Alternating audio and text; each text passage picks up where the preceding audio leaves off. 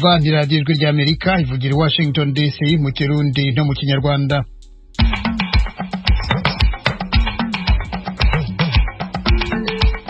Mu Rwanda twumvikanira kuri FM 104 n'ibice bitatu na FM 88 n'ibice bitatu, aho mu Burundi ni ku mirongo migufi kuri metero 25, 31 na metero 41. Ndabasuhuza kandi mbaha ikaze mu makuru yacu ya mu gitondo, muri kumwe na Jeffrey Mutagoma. Muri Republika ya Demokarasi ya Kongo mu nkambi ya Lusenda, abavyeyi bahangayikishijwe n'abana babo b'abakobwa bashyingirwa ariko ntibahabwe inkwano. Abakobwa banje baheruka gushakwa ni babiri, mu by'ukuri barashatse ariko n'ubu sindabona inkwano zabo, bivanye n'iki n'uburyo buke, nta buryo buhari bwo gutuma boza gukwa. Uwo ni Joseline Nteziryayo, umuvyeyi uri mu nkambi ya Lusenda mu ntara ya Kivu y'Epfo. Mu Burundi leta igiye gutangira kugurisha imitungo y'abakekwaho gushaka guhirika ubutegetsi mu mwaka 2015, aho hano muri Leta Zunze Ubumwe za Amerika amatora ya perezida yararangiye ariko uzaba perezida ntaremezwa. Mu gihe ataremezwa akora iki? Aya makuru n'ayandi ni mukanya duhereye kuri hirya no hino ku isi.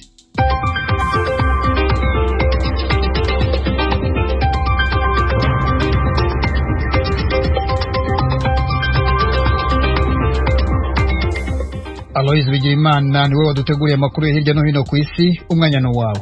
Urakoze Geoffrey.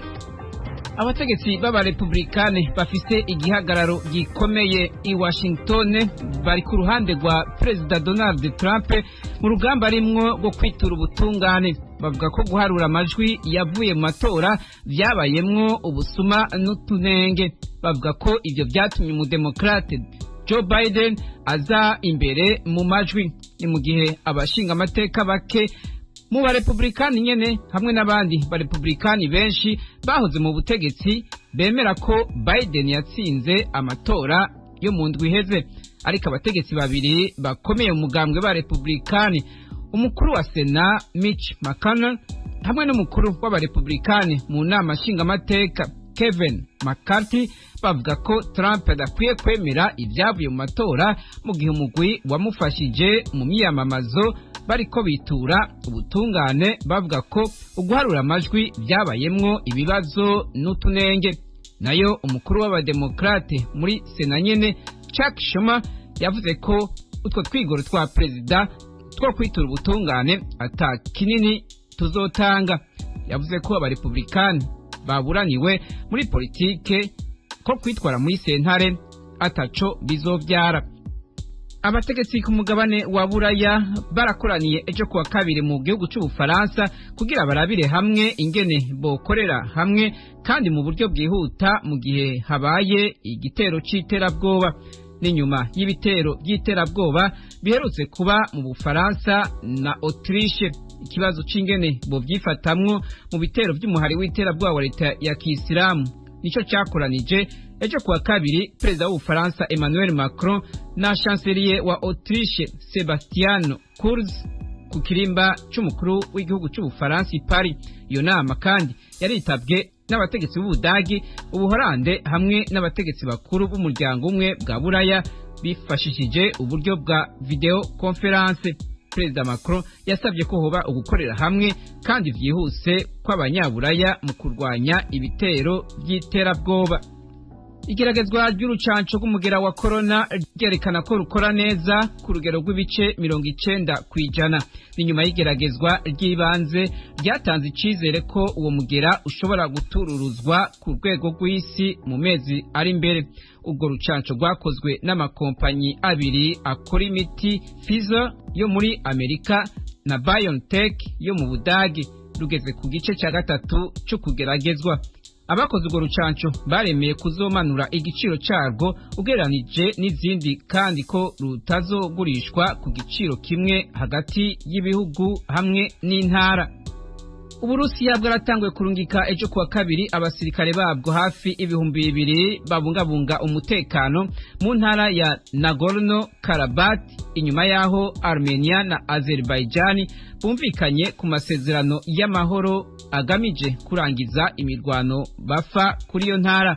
Umushikiranganje wa mbere wa Armenia Nikol Pashinyan hamwe na perezida wa Azerbaijan Ilham Aliyev hamwe na perezida w'Uburusiya Vladimir Putin batangaje ayo masezerano mu gatondo kejo kuwa kabiri. Ayo masezerano avuga ko Azerbaijan izogumugenzura ibice yigaruriye muri iyo mirwano, mu gihe Armenia yemeye kubahiriza ikirangamisi cyo gukura abasirikare bayo mu bice binini by'intara ya Nagorno-Karabakh.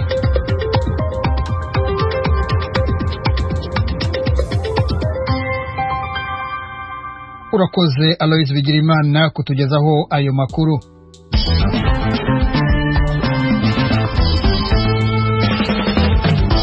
Amakuru yo mu karere tuyahere mu Burundi, aho uyu munsi kuwa gatatu biteganijwe ko Minisiteri y'Ubutabera itangira kugurisha imitungo y'abaregwa kuba barashatse guhirika ubutegetsi mu mwaka wa 2015.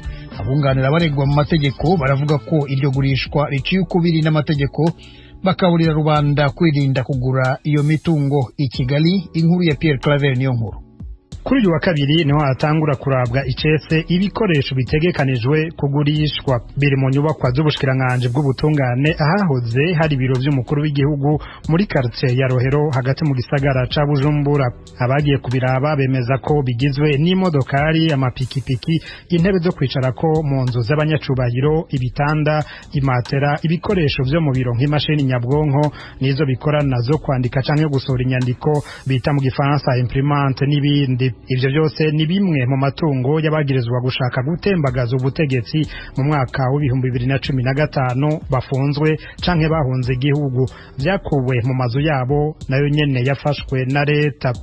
Ubushikiranganje bw'ubutungane mu itangazo bwashize habona busigura ko ari mu ntumbero yo kubibungabunga kugira ngo ntivyononekare ndetse bibandanye bigirira akamaro igihugu no gukinga ko binyuruzwa. Nubwo biruko bene vyo bobo siko babibona, bemeza ko bariko baranyagwa utwabo. Christine Ninahazwe Nimenya na mufasoni wa Generale Hermenegilde Nimenya afungiwe Igitega yagirizwa ko ari mu bashatse gutembagaza ubutegetsi.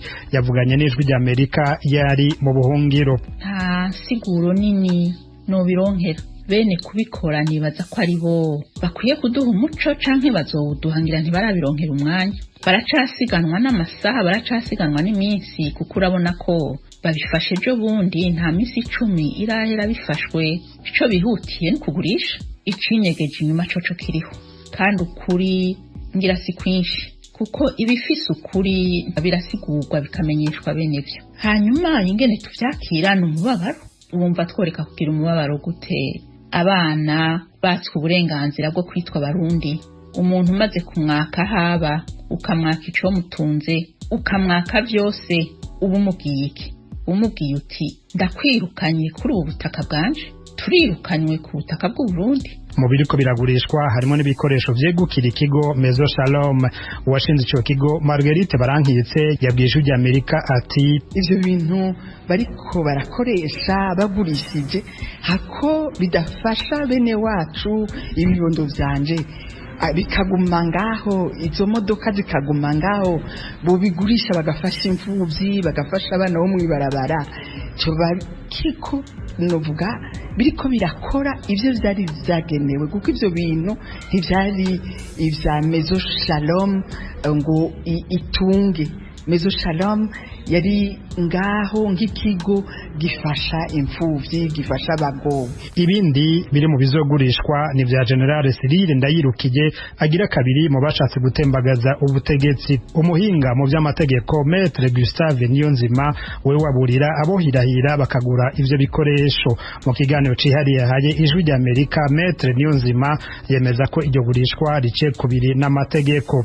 Abo bose bariko baranyaga ayo matungo y'aba leta canke biki bamenye ko bazobibazwa. Abo bacamanza abo bashikiriza amanza bariko bakora ivyo bamenye ko hari itegeko ryo mu 2014 umushikiranganje w'ubutungane yari yaratowe ico bita action récursoire, kuko zikibi leta ishobora kubimwishuza ati warateye agahombo leta uzobibazwa. Kuko abo bariko baranyagwa bazoshingisha imanza y'ababo y'ababana babo canke abuzukuru, leta isubira ibibishure. Abandi nabo umuntu yobwira n'abantu bagomba kugura ivyo bintu bakaja kubigura bazoba bariko bishira umugozi mwizosi. bene vyo baba abafungiwe Igitega canke abarahandi baganiriye n'ijwi ry'Amerika eka naba bamenyesha ko bazokwitura ubutungane bw'u Burundi na mpuzamakungu. Kwitura sentare mpuzamakungu navyo nzokwegera ababizobereyemwo bampa impanuro, ivyo nzosanga mfitiye uburenganzira nzobikora.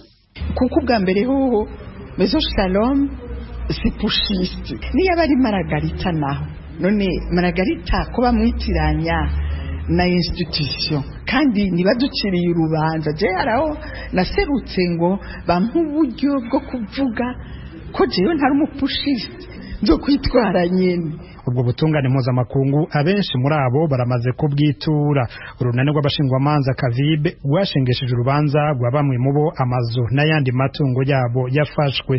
Ubwo rubanza ruri muri sentare nkuru y'umuryango wa Afrika y'ubuseruko haraheze umwaka. Maître Gustave Niyonzima icegera c'utwara urwo runani ari mu batwaye ibirego yarusha muri Tanzania avuga ko izo manza ziriko zishirwa mu ngiro zitararangira mu masentare. Igurishwa nyezina muri camunara y'ivyo bikoresho ritegekanijwe guhera kuri uyu wa gatatu gushika ku munsi wa gatandatu. Ubushikiranganje bw'ubutungane buvuga ko amafaranga azovamwo azoca ashigwa mu kigega ca leta, nico kimwe n'amazu y'abahunze bagirizwa gushaka gutembagaza ubutegetsi apangishijwe.